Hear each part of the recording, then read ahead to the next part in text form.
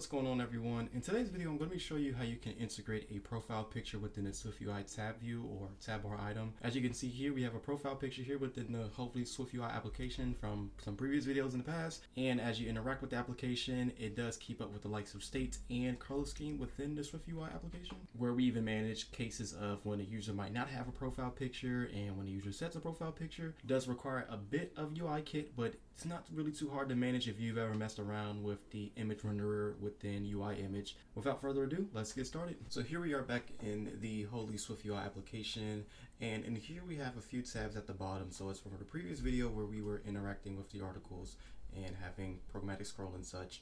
We now have a profiles tab, and that's just for, of course, demonstration today. In our case, we're not too worried about this view. We're more worried about this tab bar item here and being able to integrate the profile picture from the user view model so it can display within the tab bar. Now, if you are thinking the primary method of utilizing, let's say image, UI image, let's say user view model dot profile picture, or let's say it's slash, let's say the add symbol, for example, then you aren't too wrong. You do have some ways of actually changing around for a UI image, the actual rendering mode of a UI image to always original, which is going to matter a lot, and it does display. But here's what comes to the issue. Now we're going down to SwiftUI level of actually resizing and content scaling the actual image view, and within the tab view, that is just not allowed.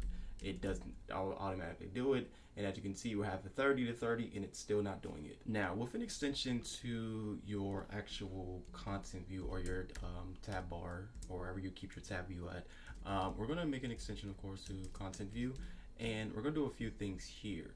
So within this actual display for the tab bar item, the few things that matter right now within here is to display for state. So displaying for the state if it's selected or not, and of course modifying the image when the color scheme. So we're going to have it where it can actually redraw for color scheme.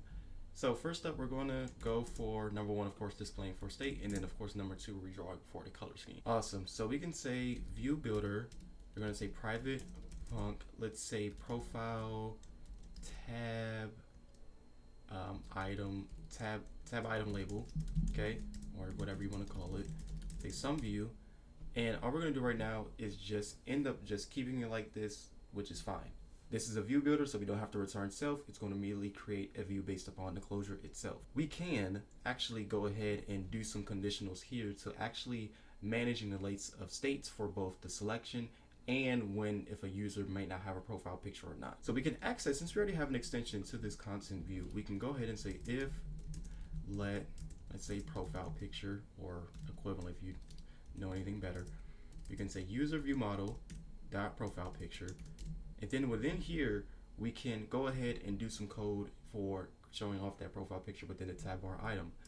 Or we can say else, and we can immediately have an extension here, or what I have here is to just display the content tab view selection, and then for the profile enum, display the standard label that is showing right here. Okay, so now we can go back to the tab item for the profile view, and then just immediately add profile tab view labels as an extension, and as you can see, it's gone, which is great. And in our case, on the profile view, if we say remove the picture, it sets back, and then of course we say set profile picture, it changes back to the picture I had as before. So with an extension down to, we'll make this file private as well, because this is not going to be going anywhere else. We're gonna make an extension to UI image. So when images come in from servers and stuff, you want to show them as user interface images or UI image, which is more part of UI kit, and then display them within a SwiftUI context with actual UI.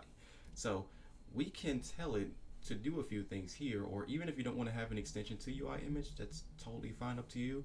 We're gonna say func create tab item label from image, and we're going to pass in some parameters of it's selected, and that's going to be a bool, and we're going to return of a type UI optional image, and that's going to also matter a lot. So we have pretty much everything set up to where we have an extension to UI image in the content view, and we can now go ahead and wrap this around to where we're going to have this enclosed within the capsules, and go ahead and say create tab item label from image, and we're going to say it's selected if this selection, the state selection within the tab view, if selection equals to whatever enum or other hashable value that you have it set for. And we're just going to kind of wrap up for the content view here is that now that all we need to do is just have it return a UI image, and that's going to be of the profile picture.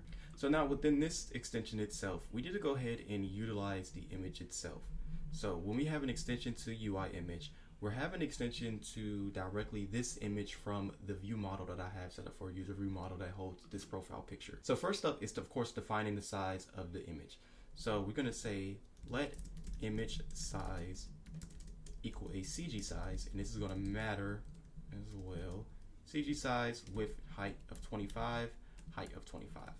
Awesome. Then we're going to say UI graphics image renderer, which I already kind of gave it away, with that size of the image size, and then being able to interact with this image action. Now you can actually, there's a few other methods that you can actually interact with, but we're just going to immediately use the image action and make sure that it also includes the context, because that's going to matter as well, which that was actually context. So we're going to say context in, and then immediately, in order for us to get the rec, we're going to say, yep, let the rec equal a CG rec.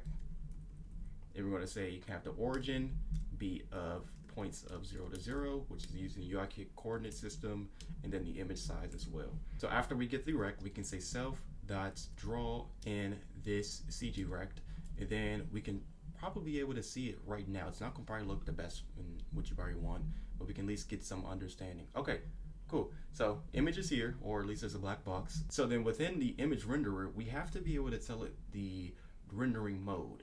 So within this method here, we're already returning the UI graphics image renderer.theimage, which returns a UI image, and then have it say with rendering mode, which returns a new version of the image with a specific rendering mode. And for tab bar items, they're always in templates, so you want to make sure that this is always original. Awesome. So now that we have this image showing here, as you can see within this conditional, if we tell it to remove it, it will default back to this label, which actually we need to get the text in as well. And then we can also tell it to set the profile picture once user gets a profile picture in. And so now to represent this image as a circle, so it looks a lot more nicer within these tab bar items, we can go ahead and say let clip path, which is going to be a type, a UI Bezier path. And a UI Bezier path is similar to what you call a SwiftUI object or like a shape. And you want to have an oval in the rect right here. So now with this clip path, we can now say clip path that add clip, and it should clip the image for more of a circular state, which it does, which is excellent. Now for actually showing off the state if a user has the profile view or tab item selected or not, we can utilize the isSelected method or argument parameter here and bring this in and just say if is selected. And then what's it going to do is actually just include some of the other things, such as like setting a stroke and a line cap, and then pretty much just stroking the image with that said color you might want to give it. Context, we're going to say CG context if selected, and then set the stroke color to being a, let's say a UI color. It has to be a CG color, so we're going to say UI color dot CG color, well actually label dot CG color or whatever color you want to give it. Now we can also go back in and say context dot CG context dot set line join, and we're going to give a join of round, so it's going to round off with the image.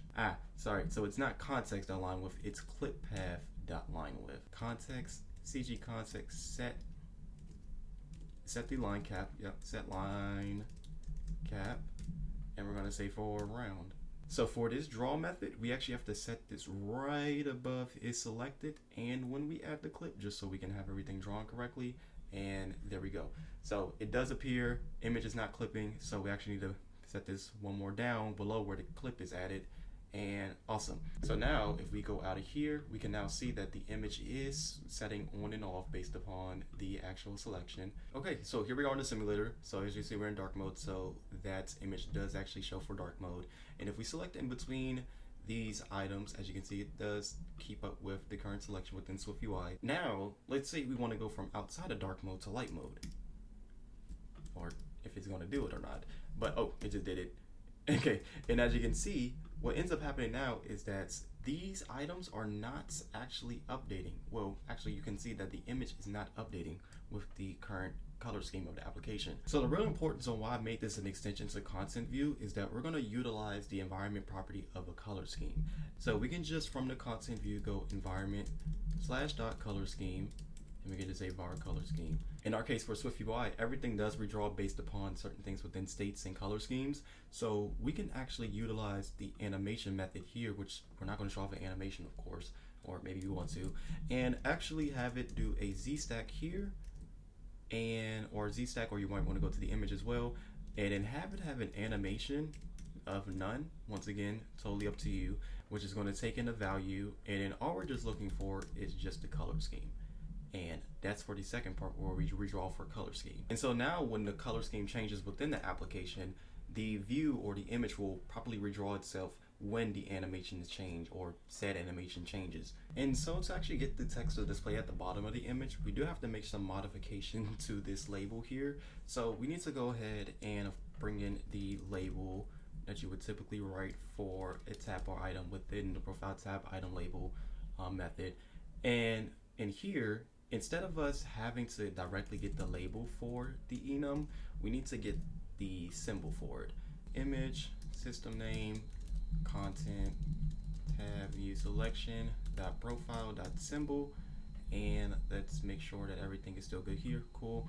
And then for the text, we can say as well, we can just get this here again. We probably want to how to have like a little variable here for it, but we can say raw value, just displayed, and awesome. Profile does show with search and article. That wraps it up for this video. If you have any questions or concerns, please leave it in the comments below. Of course, the reference to the GitHub for this project is going to be in the description of this video, and I believe I'm going to probably put in profile or my channel. Have fun with it. Tell me if there's anything we need to improve or how we can make this a little bit easier to do, and I'll leave it here. Thank you all for watching. Have a good day. See you.